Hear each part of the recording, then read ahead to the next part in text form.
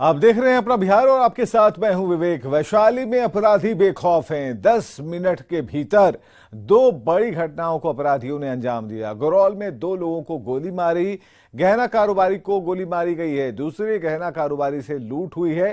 5 लाख रुपए के गहने की लूट हुई है। 60,000 रुपए भी लूटे हैं। एक बड़ी खबर वैशाली से हम आपको बता रहे हैं, जहां पर 10 मिनट के भीतर 2 बड़ी घटनाओं को अपराधियों ने वारदात को अंजाम दिया है। 10 मिनट के भीतर गुरौल में 2 लोगों को गोली मारी, गहना कारोबारी को गोली मारकर रुपए लूटे हैं। दूसरे कारोबारी से लूट हुई है। 5 लाख के गहनों की लूट हुई है और 60,000 रुपए भी लूटे गए हैं। 2 तस्वीरें हम आपको दिखा रहे हैं। स्वर्ण कारोबारी जिसे गोली मारी गई है और स्वर्ण कारोबारी से लाखों की लूट, यानी कि स्वर्ण कारोबारियों को निशाना अपराधियों ने बनाया है।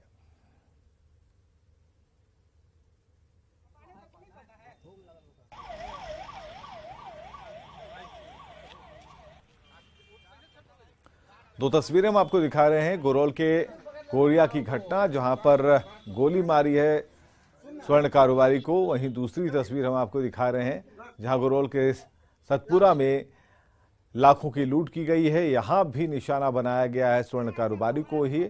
तो स्वर्ण कारोबारी जो आसानी से निशाने पर आ रहे हैं अपराधियों के, सुरक्षा व्यवस्था कहां है, लॉ एंड ऑर्डर पर सवाल खड़े हो रहे हैं। और ऐसे में वैशाली में 10 मिनट के भीतर 2 बड़ी घटनाओं को अपराधियों ने बड़े ही आराम से अंजाम दिया। पुलिस हाथ पर हाथ धरे बैठी है। वैशाली में अपराधी पुलिस को दौड़ा दौड़ाकर थका रहे हैं। मुजफ्फरपुर हाजीपुर NH 22 पर बाइक सवार अपराधियों ने आभूषण दुकान बंद कर घर लौट रहे स्वर्ण कारोबारी पिता पुत्र को गोली मारकर जख्मी कर दिया, जिसमें पिता की हालत गंभीर है। गुरौल थाने के गोढ़िया चौक के पास की घटना है। घटना के बारे में बताया जा रहा है कि व्यवसायी शत्रुघ्न प्रसाद अपने बेटे के साथ दुकान बंद कर घर के लिए बढ़े थे कि अपराधियों ने गोलीबारी शुरू कर दी। घायल व्यवसायी के बेटे ने बताया कि गोली मारने के बाद सभी सामान अपराधी लूट ले गए। हालांकि अभी ये पता नहीं चल पाया है कि लूट कितने की हुई है और ये भी पता नहीं चल पा रहा है कि अपराधी बाइक से थे या कार से।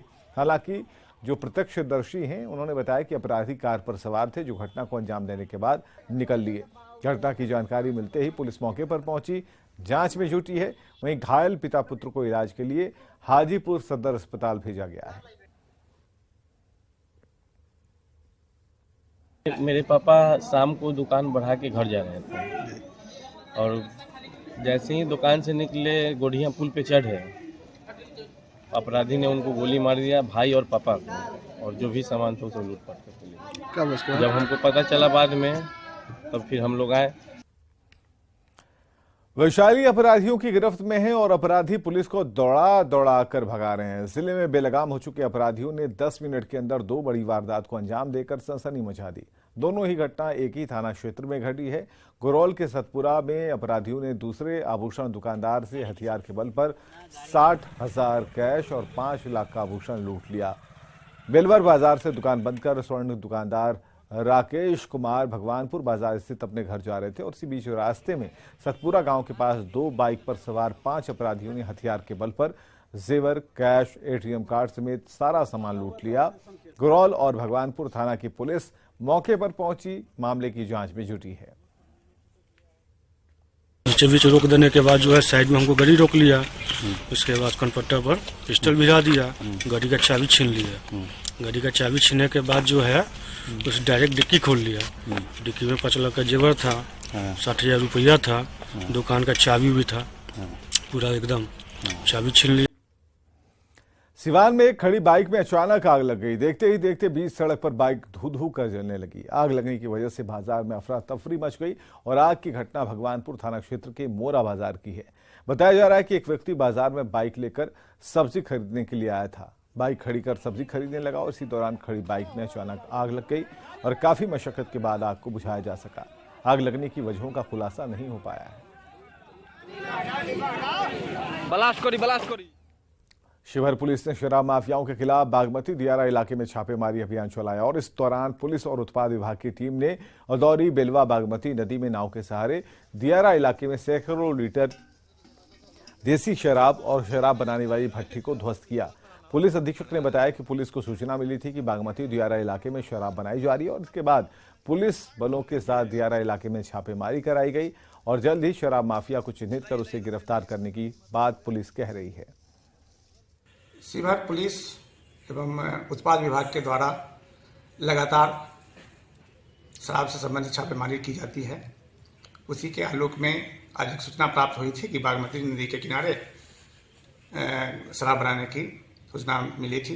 उसी के आलोक में रिवर पेट्रोलिंग करवाया गया, जिसमें ये शराब के साथ शराब बनाया गया और ये भट्टी को ध्वस्त किया गया है।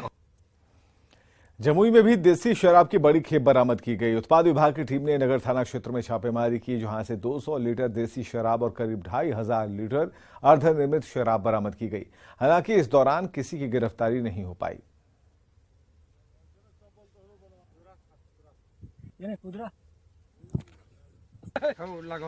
उत्पाद विभाग की टीम ने लखीसराय के कोड़ासी गांव में छापेमारी कर 6500 किलो जावा महुआ बरामद किया है। साथ ही शराब बनाने के कई सामान भी बरामद किए हैं। यहां भी उत्पाद विभाग की टीम के पहुंचने से पहले कारोबारी फरार हो गए।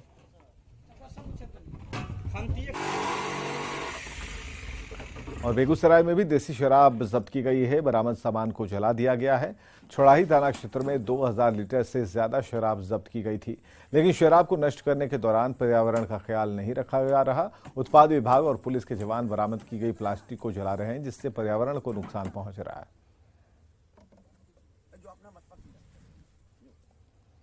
खबर है मधुबनी से, जहां नेपाल बॉर्डर से सटे जयनगर रेलवे स्टेशन से 7 शराब तस्कर को रेल पुलिस ने गिरफ्तार किया है। आरोपियों के पास से 758 बोतल नेपाली देसी शराब बरामद की गई।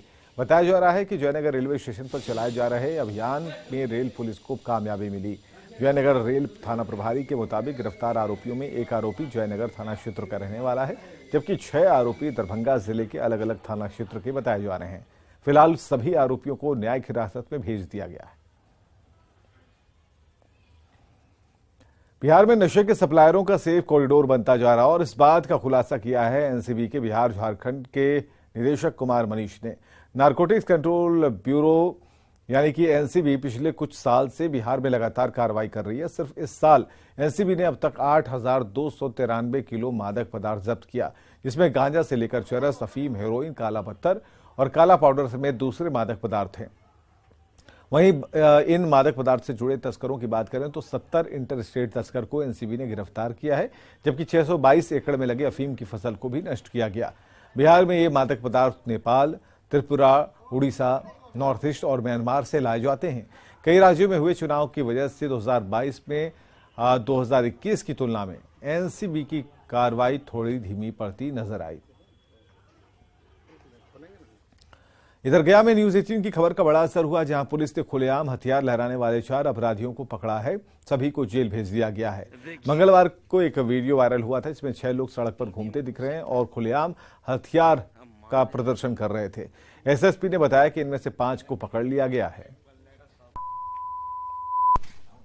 एक वीडियो वायरल हुआ था जिसमें 5-6 लड़के जो थे, 6 लड़के थे टोटल, जो कुछ हथियार भी उनके पास थे दिख रहे हैं कि जो भी एक आदमी को मारपीट कर रहे हैं और काफी मतलब हुड़दंगी से जाते हुए रास्ते पे जा रहे हैं, हुड़दंगी करते हुए।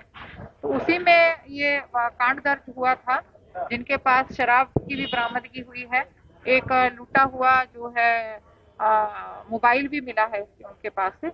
उनको जेल भेज दिया गया है। नवादा समाहरणालय परिसर में उस समय अफरा तफरी मच गई जब एक युवक डीएम कार्यालय के सामने खुदकुशी करने के लिए पहुंचा। युवक का पूरा शरीर पेट्रोल से भीगा था और वो सभी अधिकारियों के सामने आत्मदाह करने पहुंच गया था। इस दौरान ड्यूटी पर मौजूद सुरक्षा कर्मियों ने इसे पकड़ लिया। युवक की पहचान ननौरा गांव निवासी अमित कुमार के रूप में हुई है। अमित कुमार ने बताया कि उसका कई साल से एक जमीन का मामला चल रहा था और उसे लेकर उसे इंसाफ नहीं मिल रहा था। क्या मामला था? मामला था कि मेरा जमीन था और उस पर 144 लगा हुआ था। फिर भी कोई अति कार्रवाई नहीं हो रहा था। हाँ, तब क्या कर रहे थे आज? जहानाबाद के खैरूचक गांव में एक महिला का शव मिलने से सनसनी फैल गई। शव को पुआल में छिपाकर रखा गया था। मृतक के परिजनों का कहना है कि शादी के बाद से ही ससुराल वाले मालती को दहेज के लिए प्रताड़ित करते थे। प्रताड़ना की दूसरी वजह 10 साल के बाद बच्चे का ना होना बताया जा रहा है। मालती के परिजनों की माने तो कुछ दिन पहले उन लोगों ने दहेज के रूप में कुछ जमीनें भी दान की थी, लेकिन इसके बाद भी मालती को प्रताड़ित किया जाता रहा और बुधवार को मालती की हत्या कर दी गई। फिलहाल पुलिस शव को कब्जे में लेकर हत्या और आत्महत्या के एंगल से जांच कर रही है। उसको हमेशा जब यहाँ आती थी तो मारपीट करती थी कि हमारा ये चीज नहीं दिया, वो चीज नहीं दिया, दहेज नहीं दिया, 10 लाख रुपया मंगाओ। फिर भी मेरा बड़ा भाई जो हुए आधा कट्ठा जमीन 83 पर लिख दिए, फिर भी आने के बाद भी मारपीट कर गया। हमेशा 10 बार ऐसा की घटना घटाया है। सकूराबाद थाना अंतर्गत खैरूचक गाँव है, जहाँ एक महिला मालती देवी का शव घर के बाहर पुआल के टाल में छिपाया हुआ बरामद हुआ है। प्रथम दृष्टया देखने पर आत्महत्या, फांसी लगाकर हत्या है, आत्महत्या का मामला है। पोस्टमार्टम एवं अनुसंधान के बिंदुओं को देखने के बाद स्पष्ट होगा। दरभंगा से दिल दहलाने वाली खबर आई है। एक मां अपने बच्चे को निजी नर्सिंग होम में छोड़कर बस इसलिए फरार हो गई क्योंकि परिवार के पास 1.5 लाख का बिल चुकाने के लिए पैसे नहीं थे। इसके बाद अस्पताल के स्टाफ ने कई दिनों तक बच्चे का ख्याल रखा। बाद में अस्पताल प्रबंधन ने चाइल्ड लाइन की मदद से बच्चे के माता पिता को ढूंढ निकाला, जो मधुबनी के छतरपुर गांव के रहने वाले हैं। चाइल्ड लाइन के लोगों ने बच्चे के घर वालों को ढूंढा है, उन्हें मधुबनी से दरभंगा लाया। निजी नर्सिंग होम से फीस माफ करवाकर बच्चे को सरकारी अस्पताल डीएमसीएच में भर्ती कराया, लेकिन 24 घंटे के अंदर बच्चे ने दम तोड़ दिया। माँ ही बच्चे को लेके आई, ममता देवी उसके माँ का नाम था। बच्चा काफी सीरियस स्टेज में था, चमकी रुकने का नाम नहीं ले रहा था। ग्रेड 3 का बच्चा था और वो बाहर में कहीं इलाज करा रही थी, जहाँ 1 महीना के करीब 28 दिन तक भर्ती रही और कुछ पेमेंट का वहाँ पर इशू उठा और वो जाना छोड़ दी थी। तो शायद चाइल्ड लाइन को उन्होंने खबर किया। जब चाइल्ड लाइन ने रेस्पॉन्स किया तब फिर बाद में उसके माँ को बुलाया गया और उस पर कुछ सेटलमेंट करके अपना जो भी किए हों प्राइवेट में। नगर निकाय चुनाव का आज अंतिम चरण शाम 5 बजे समाप्त हो गया। राज्य के 23 जिलों के 68 नगर पालिकाओं के 17 नगर निगम और 2 नगर परिषद और 49 नगर पंचायत में मतदान संपन्न कराया गया। राज्य निर्वाचन आयुक्त दीपक प्रसाद ने बताया कि दूसरे चरण में कुल 57.17% मतदान हुआ और सबसे अधिक खगड़िया में 68.39% मतदान हुआ। सबसे कम पटना में 39.17% मतदान हुआ। उन्होंने बताया कि चुनाव के दौरान 2 लीटर शराब जबकि 643 व्यक्तियों के खिलाफ निरोधात्मक कार्रवाई की गई और 186 व्यक्तियों को गिरफ्तार किया गया।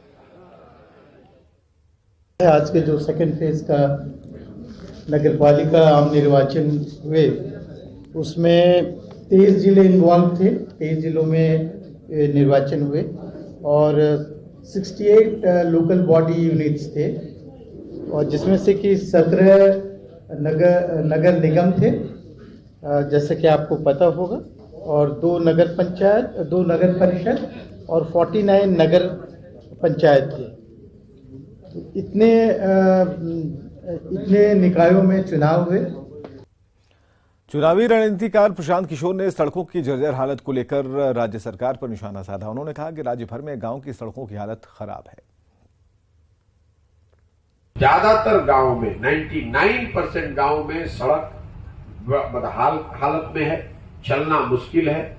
गलियों और नालियों की तो आप बात ही मत कीजिए, वो तो कहीं है ही नहीं, ना उस पर कुछ बात हुई है।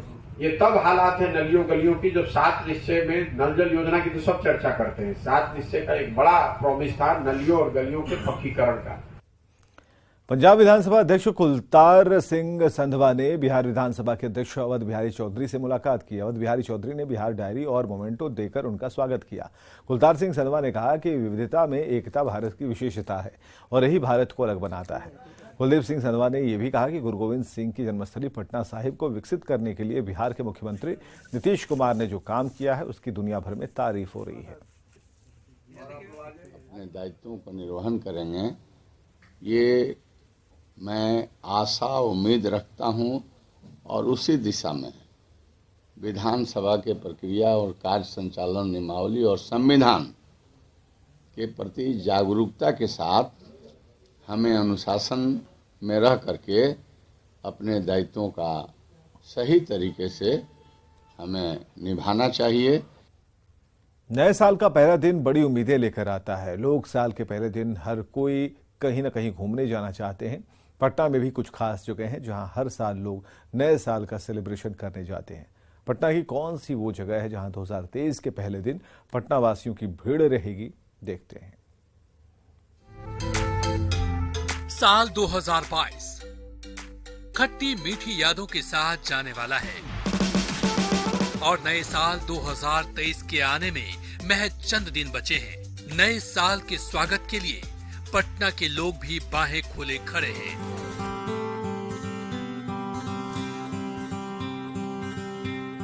पटना में ऐसी कुछ खास जगहें हैं जहां नए साल के पहले दिन सबसे ज्यादा भीड़ होगी। ये जगह है मरीन ड्राइव, चिड़ियाघर, इको पार्क और बुद्धा स्मृति पार्क। नए साल के पहले दिन सबसे ज्यादा भीड़ मरीन ड्राइव पर होगी, जहां परिवार के साथ लोग सेलिब्रेट करते नजर आएंगे। गंगा नदी एक तरफ, मरीन ड्राइव एक तरफ, पीछे पुल और धूप, गर्म चाय, भला और क्या चाहिए।